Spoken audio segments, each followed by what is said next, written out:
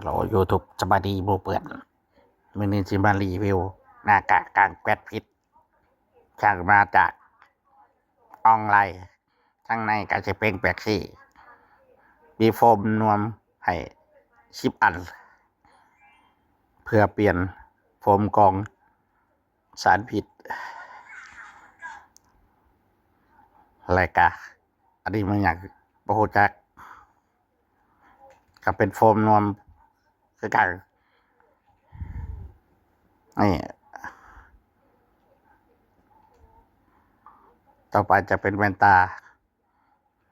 อย่างแว่นตาก็จะมีขายสายหัดยางยืดอันนี้เป็นตัวครอบปากอันนี้ก็แมนบนใส่โฟมกรองสารพิษซื้อไว้ก็ดีเลยเนาะเพราะว่ามันจะเกิดสงครามแก๊สพิษกับบูเกิดขึ้นต่อไปเนาะป้องกันไว้จะซื้อมาไว้เทอละอันให้ครบบัตรคนในเฮือนลึงออกมานี่ก็จะไปหัดทางหัว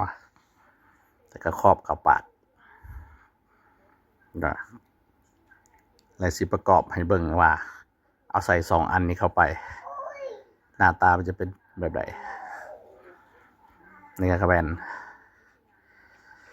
ก็สิมีประมาณนี้เนาะกาซิกาฟากิบแต่มันจะมีอีกรุ่นหนึ่งเป็นแพงมันเป็นแบบหน้ากากสวมยาวลงมาเลยแต่ก็จะมีโฟมกันแก๊สพิษนี่